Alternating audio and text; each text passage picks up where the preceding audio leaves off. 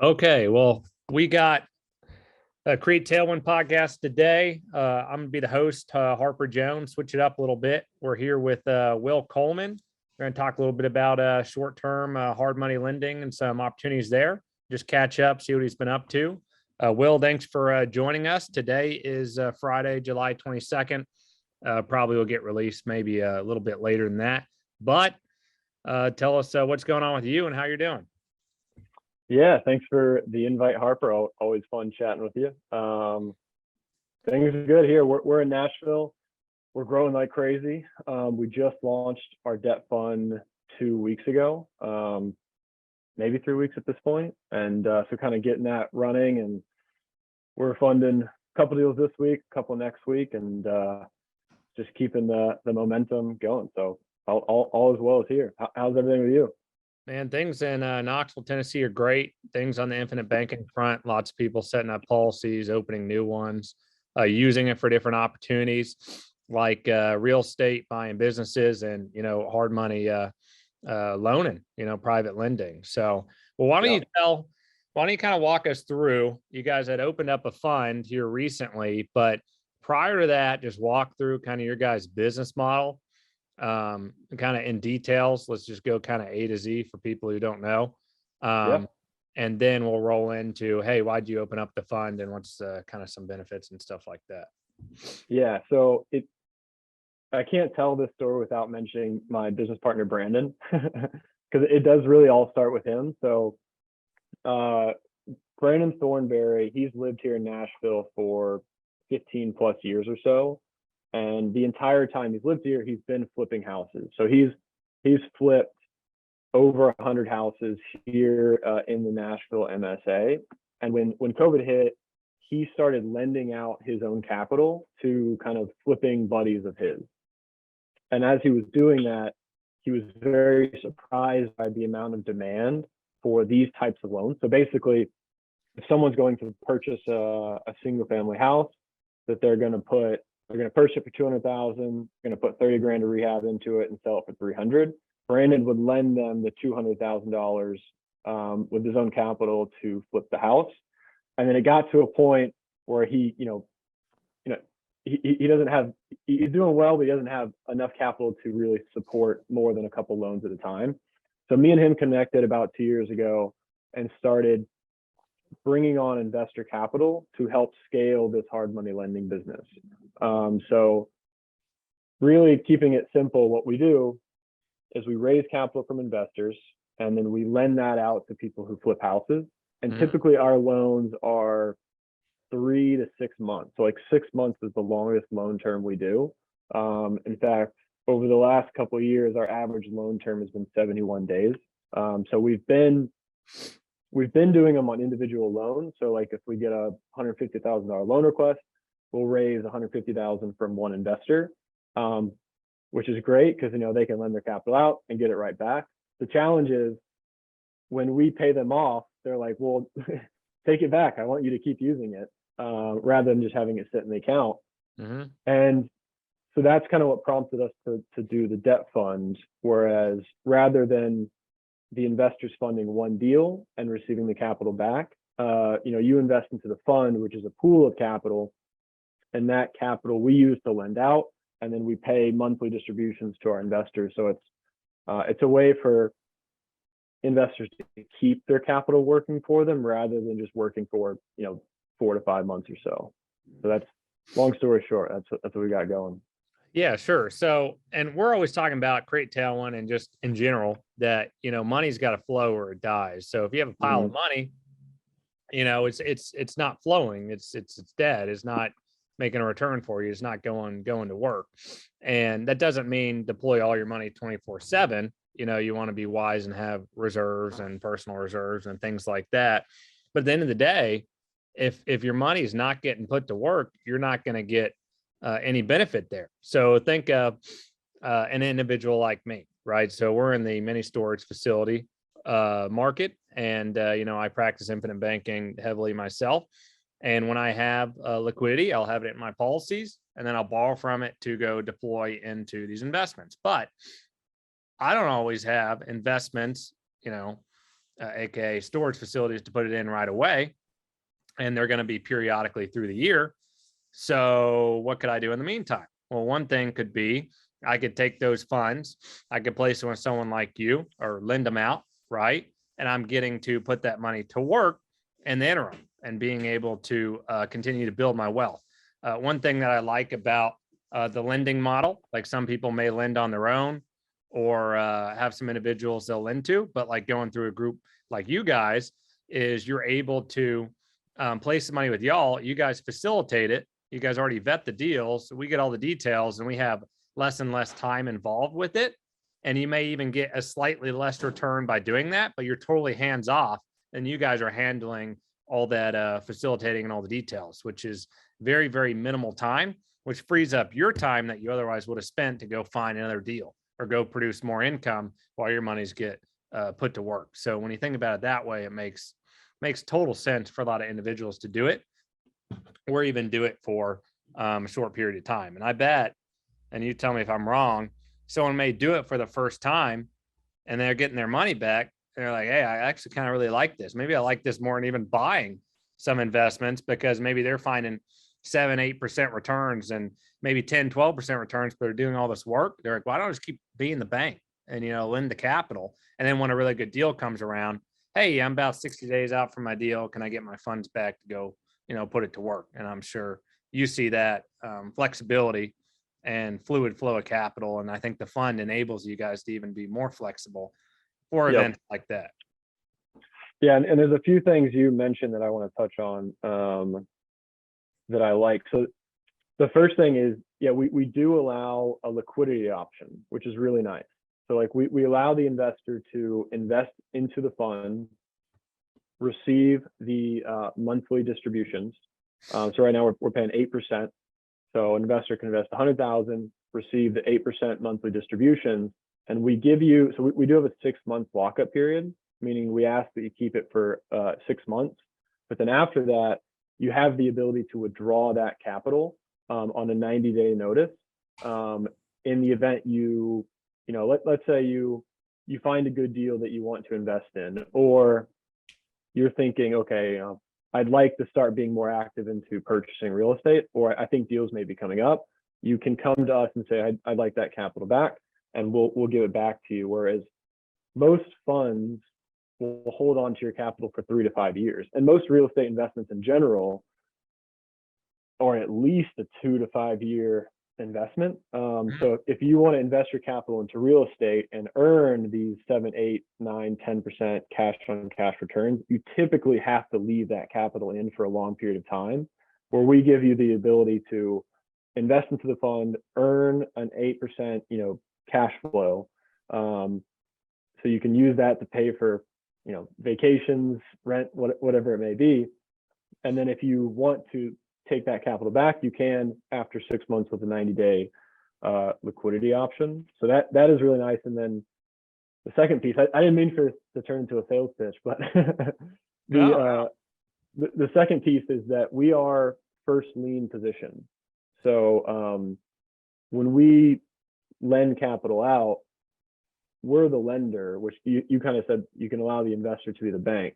Whereas if you invest in an equity, if you buy the real estate, if the market really goes bad, worst case scenario, you could completely lose that asset. Mm-hmm. Whereas us as the lender with the first lien position, worst case scenario, we foreclose and now we own this asset. So it's on the risk ratio return, it's a slightly more protected capital position, and then you're still able to earn a pretty healthy monthly distribution. So it's a good option for exactly what you said. If you want to invest, earn the cash flow, but then still have the ability to access that capital in the future, you have that capability. Yeah, definitely. So what I like about that is with the fund, you got a plan. Hey, maybe I have the funds tied up 6 months or whatnot, and I got to give a notice to get some back, but they're continually getting put to work. While if you were to do just one-off scenarios, then you may lend on a deal and then it may be 30, 40 days before you put it back to work and find the next opportunity. And you're missing out on making interest during that time.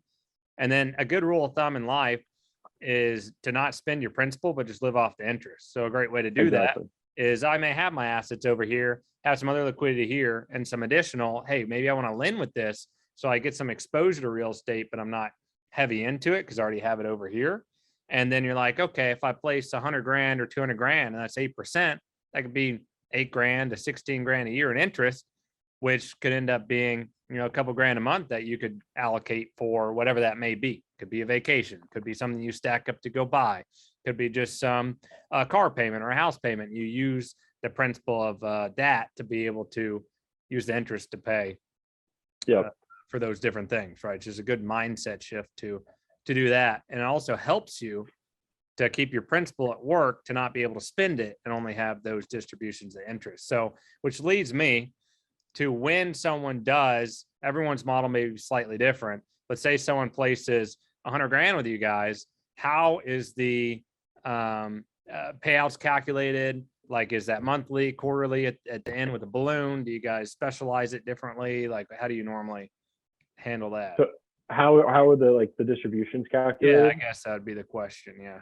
Yeah, so it's fairly simple. Of like, if you lend 100,000, we're paying 8%, which is $8,000 a year divided by 12. I think it's like 660. Yeah, 660. So you get a monthly distribution of 660 a month. So it's pretty straightforward. We are in a position right now that the first 8 months of the fund we're holding distributions because we're getting the cash flow and everything set up. But on month 9, it'll start monthly distribution of that amount. So it's fairly straightforward. Yeah. That sounds good. And yeah, we're doing this podcast. We're talking about hard money lending. I'm sure there's multiple opportunities out there. If I were to do it, I would do it with Will and his group. I trust them, but we never give straight endorsements to anyone. You got to do your own due diligence and research on your own. But I would say if you ended up having a call or talk with Will about it, he'd be someone you would get along with and definitely trust. Yeah, I appreciate that. So, well, let's walk through, and we talked about it some, but if you're looking at some pros for hard money lending compared to, maybe just diving in and buying real estate, like if someone's saying, hey, I got some capital thinking about buying a project or two, maybe they don't have much or have one or two, versus potentially lending to get some exposure, what would you say some pros to maybe getting some exposure lending versus actually buying some assets, managing them themselves would be? That's a good question. I would definitely say start with buying. This if you've not bought any real estate, or if you're looking to grow your wealth, go buy. The lending is much more of a protect your capital rather than a build your wealth. It's more of a protect your wealth rather than a build your wealth investment. When I look at let's say you have a portfolio, or you've got a balance sheet that you're looking to put to work for you, you want to put it in buckets. So you want to have a percentage of that capital that you're velocitizing, meaning that you're looking to increase the principal. Double, you want to invest 100,000 and get $200,000 back in a few years. If you're starting out, I would prioritize the velocity of capital and velocitizing your money, which would come through the purchase of real estate.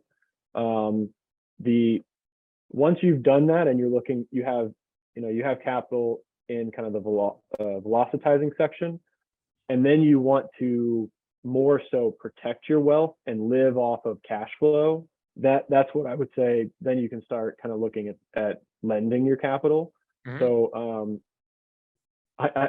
it goes against investing in our fund, but I would definitely push that person towards go buy something if you're getting started, because you're going to build wealth faster that route. Whereas an investor who is either retired or is high W-2 income earner, and they just want additional cash flow to live off of, they don't want to be an active investor.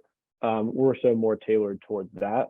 But I'm a big believer in having your bucket. So you want to have a portion of your capital in acquisitions, a portion of your capital in cash that you're as reserves, and a portion of capital in more of a cash flowing investment. And we're definitely that cash flowing investment. So I hope, does that answer the question? Yeah, I would say answers the question. I would agree. I would think someone Yeah. should get exposure in real estate 9 times out of 10 themselves. Maybe that's they joint venture with someone who has more experience. Maybe they buy a house, invest in an apartment complex, storage, something of that nature.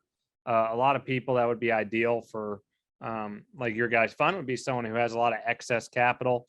For example, maybe they got a lot of property reserves and property taxes and insurance bills that they stack up and accrue. They can't necessarily put to work in a new asset because they're not sure when they'll get those proceeds back, and they have that tax bill due whenever that time is of the year, right? So you're like, well, I'm stacking it up. I could put a portion or a good chunk of it, go lend it out, right? Put it to work, make some interest, have it come back, the principal with the interest, and now I can go pay my tax bill, but I have an additional interest that I otherwise wouldn't have had by putting to work dead money, right? Yeah. And in fact, we have an investor who does just that. He escrows all of his property taxes and insurance, and he just invests his escrow capital with us, or percentage of it, because he knows when he's going to have to make that payment, and so he can withdraw it when needed. Yeah, and that individual referencing, he set up a policy for his escrow, which would be the taxes, insurance, borrows from it, puts it to work with you guys, and then flows it all through his infinite banking system, and then pays that bill when it's needed, property tax.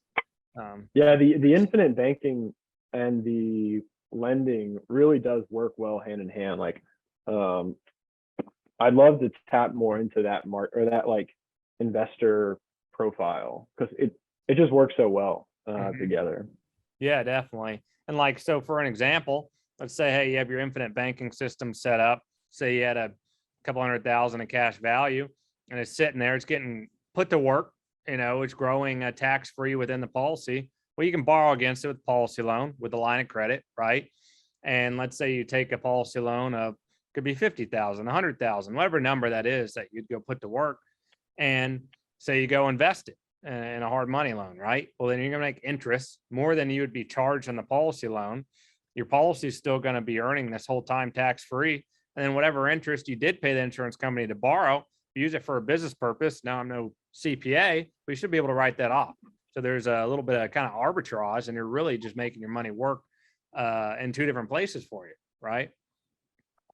Yeah, and it is all about that, like finding ways to have your capital work for you. And I think it really makes you think. So, I'm pretty active, and like I said, buying storage and making the money go to work and velocitizing it. But I do have dead money for periods of time, and it makes you really think. Oh, I like seeing that bigger bank account balance, or I like seeing the liquidity. But the thing is, it's not doing anything for you. And once again, you'd want to make sure you keep sufficient reserves in general. But I look at it, and it forces me to continue to think, even this conversation here, oh, I got this money just sitting there not doing much for me.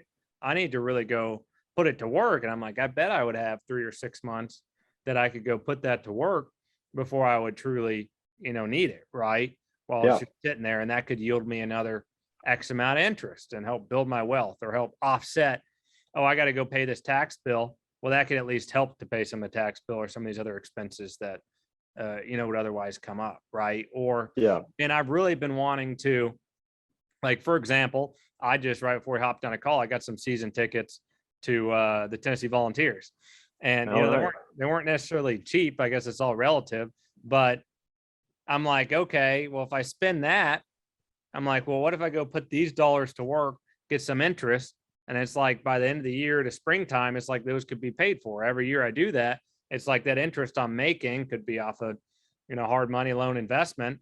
That interest could be able to pay that when it comes due every year, right? So I put my principal to work to have interest be able to pay for something like that for spending my straight principal, right? Yeah, and we have the fund, that's kind of the primary source of raising and lending, but we still do individual loans on the side.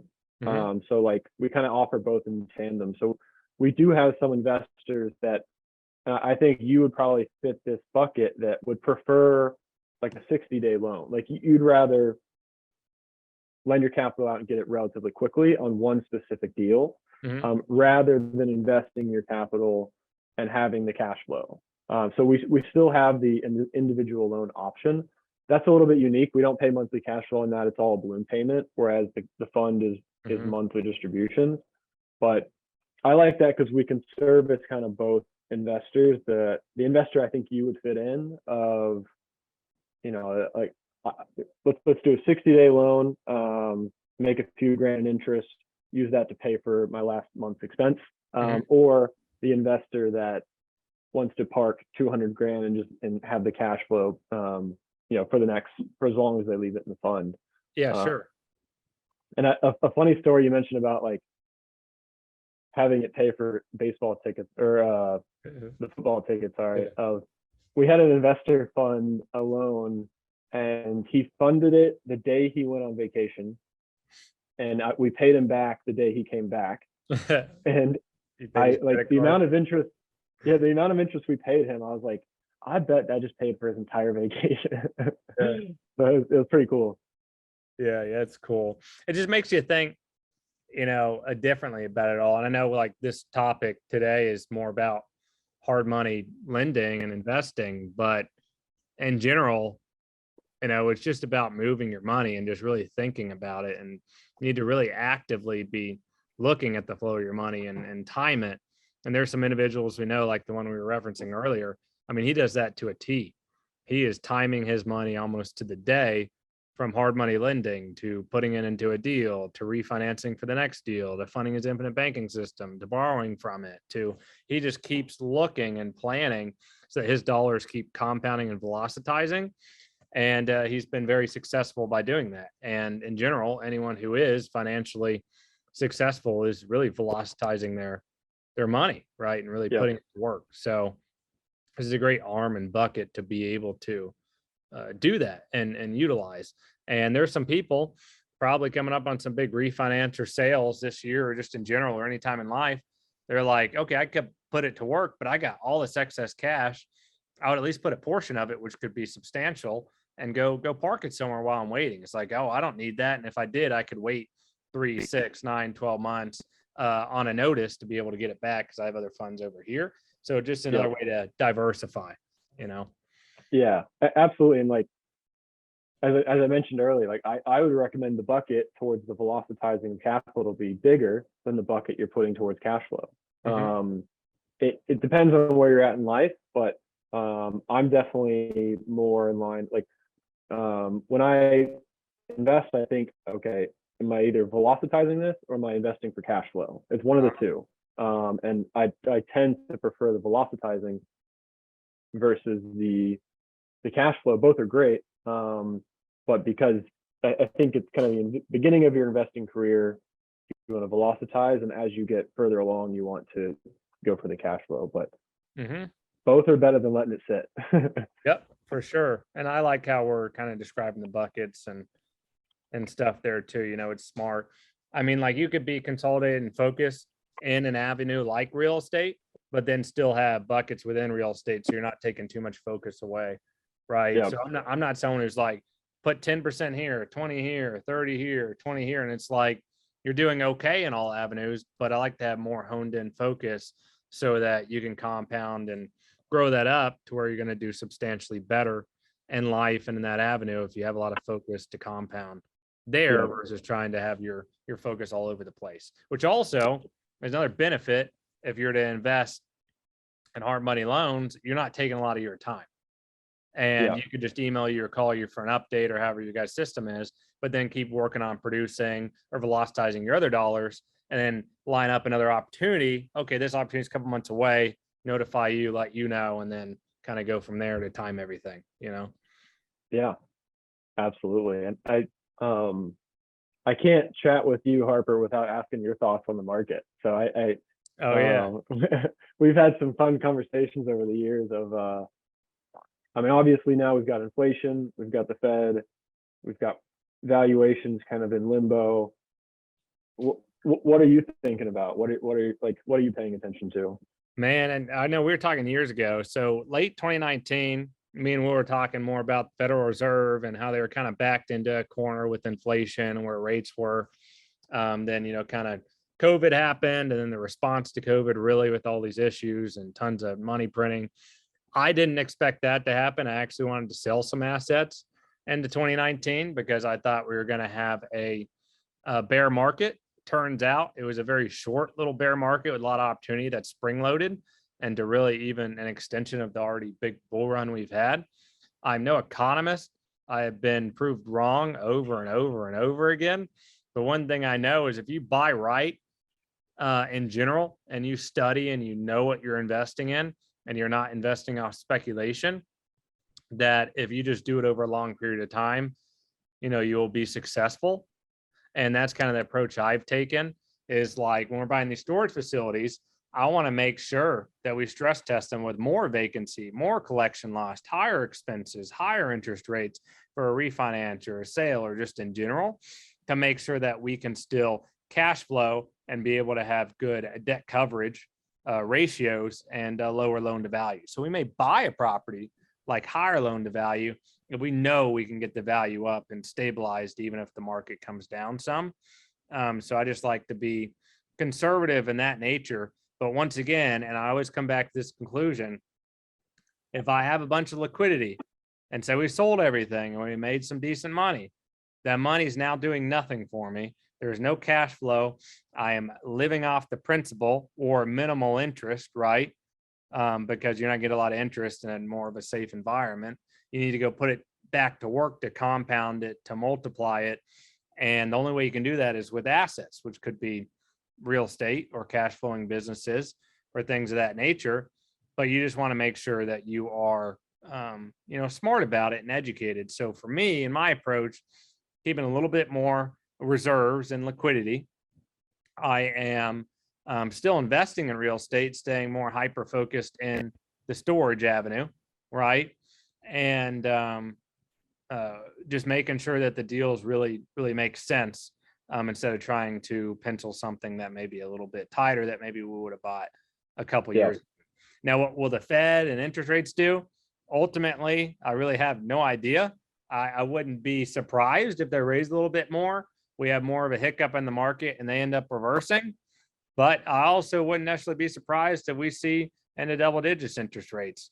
You just never know. That happened back in the 80s, and it could definitely happen again. So just make sure that you're just educated, and listen to people who know what they're talking about. Yeah, I would agree with everything you said, of like stacking a little bit more cash than I usually do. Purchasing real estate that's well structured in terms of the debt. It's got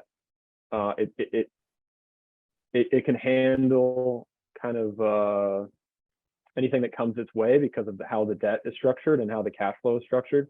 Mm-hmm. And I definitely think that a debt fund is a good place to put capital, because that cash that you have sitting, you could invest that and get cash flow off that. And in terms of interest rates, I would agree with what you said as well. Like I could see them raising, kind of break something, and then come back down. But it's fun times to be a investing economic nerd for sure. Yeah, and right now I think some people have gotten a little spooked depending on who they are, and I think that also opens up some opportunity. So like some of these sellers, mom and pop, or even semi-sophisticated sellers, they're sitting there like, you know what, maybe I want to cash out. I've had a great run, which is wise of them. If they, have a lot of equity and they bought a couple of years ago, they could still cash out and do great. And they're being more reasonable. Maybe they're more open to seller credit or seller carry, or maybe financing the whole thing and getting more creative, which then enables you to make the numbers work over a longer, period of time. And maybe in general, the guy you've been calling, and it makes sense for your portfolio in that area to have it, you can now get that property or project because they're more open-minded to selling because of the current, economy being a little more uncertain. Yep. Yeah, absolutely.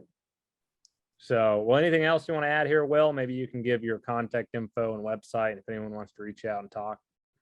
Yeah, I guess very quickly, I know Jim's into the crypto mining. Have you come around to the crypto world, or are you still staying away from it? Yeah, I'm not as heavy into crypto. I got minimal exposure.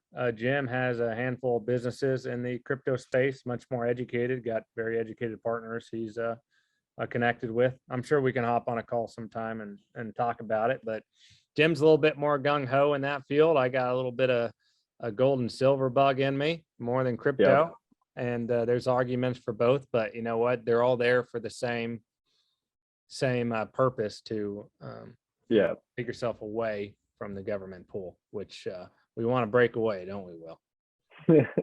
That's right. No, I'm always curious your thoughts on that. But yeah, so my email is will@urbangatecapital.com.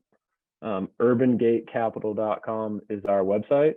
Probably the best way if you're interested in either borrowing capital from us or investing your capital with us. Will@urbangatecapital.com is just shoot me an email. So over the last 2 years, we've lent out just over 18 million, and we've probably done 115 loans or so. So we're really focused on Nashville MSA, and we've done some in Knoxville. So we think Nashville and Tennessee is just a phenomenal place to be in terms of the supply demand ratio for housing. I just think it's going to be extremely well insulated, especially in like the affordable housing, three bed, 2 bath, $200,000 to $400,000 square foot, or $200,000 to $400,000 priced housing. So if you're borrowing in that market, or if you're interested in investing and parking your capital in that market as a loan, shoot me an email and we can chat. Yeah, sounds good. Appreciate you coming on, Will. We'll get this one uploaded. People listen to it. I'm sure it'll be a good education. It was for me because I haven't done a lot of private lending or hard money lending, and I don't know, maybe I'll get my feet a little wet here. I'll keep bugging you about it. All right, I'll see you. Thanks for coming. All right, thanks, Harper.